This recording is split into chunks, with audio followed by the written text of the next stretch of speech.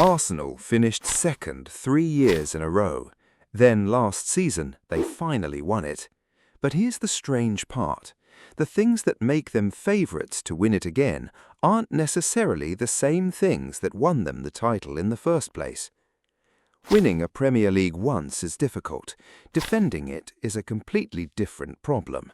And it starts with a question nobody at Arsenal had to answer 12 months ago. Everyone knows what you're capable of now. Every rival wants to take something from you specifically. Every dropped point becomes a bigger story than it would have been last year. The team that spent 3 years quietly hunting Manchester City has become the team everyone else is hunting. Which is exactly the moment English football decided to reshuffle almost everyone at the top of it. Pep Guardiola's decade at Manchester City ended this summer. 10 years, 6 titles, 1 Champions League, replaced by... Yeah, really satisfied. I don't know the right words. Really satisfied, happy and proud, and have been the experience, I would say, maybe of my life. Otherwise it wouldn't have been 10 years. So I cannot be more grateful for the amount of love and affection that I had known not today, these days, for many, many years, and nothing else.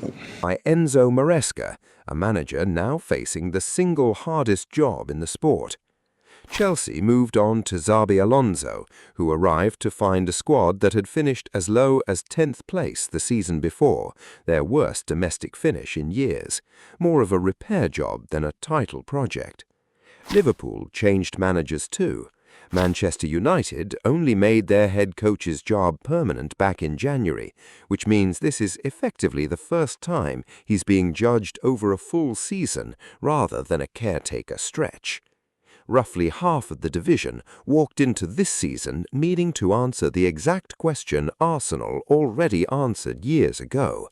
Who are we, and what do we actually do well under this manager, in this system, when a match stops going to plan? Arteta has been in the job since December 2019. Nobody else left in the league has been there longer. And that matters because of something that happened in Budapest at the end of last season, a scene that looked on the surface like the worst possible way for Arsenal's year to end. Arsenal reached their first Champions League final in 20 years and lost it on penalties to Paris Saint-Germain. Eberechi Eze and Gabriel both missing from the spot after Kai Havertz's early goal had been cancelled out. It was heartbreak, delivered in the cruelest possible format in front of the entire football world, weeks after they'd already secured the league title they'd chased for 3 straight years. A squad with less history of disappointment might have let that defeat linger into the new season. This one has spent 3 years failing at exactly this kind of moment before finally breaking through. They know what losing at the final hurdle feels like. They also know, better than almost any squad in the league, what comes after it if you don't let it define you. That resilience runs straight into the signing that might end up mattering more in March than it does right now in the actual headlines. Arsenal already had one of the most physically complete midfielders in Europe in Declan Rice. What they didn't always have was someone who could make the first difficult pass the moment an opponent tried to suffocate them before the pressure fully closed in. Bruno Guimarães arrived this summer for £75 million, walking away from the Newcastle captaincy and a fanbase that had built its entire post-takeover identity around him. What excites you most about joining the Premier League champions? Of course, the opportunity to play for the winners is a big responsibility.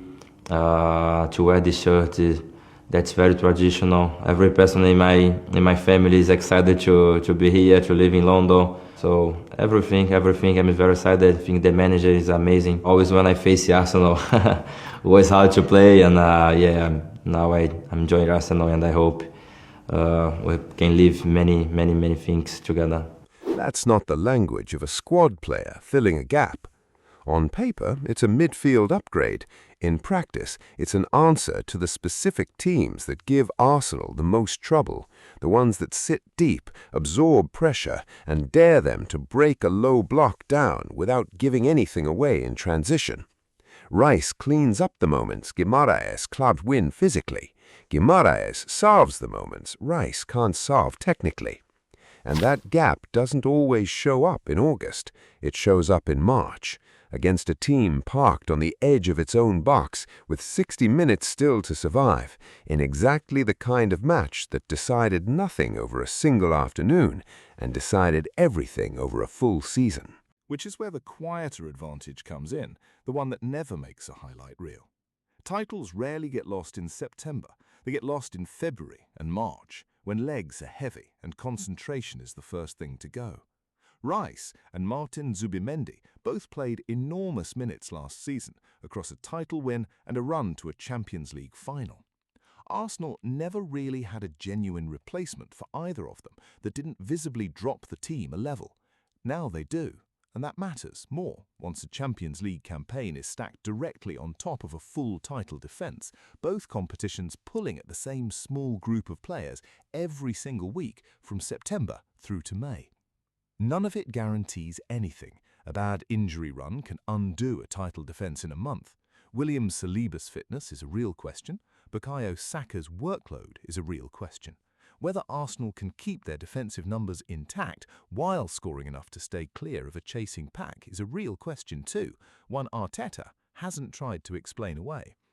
What he's spent this summer doing instead is making sure none of it turns out to be fatal.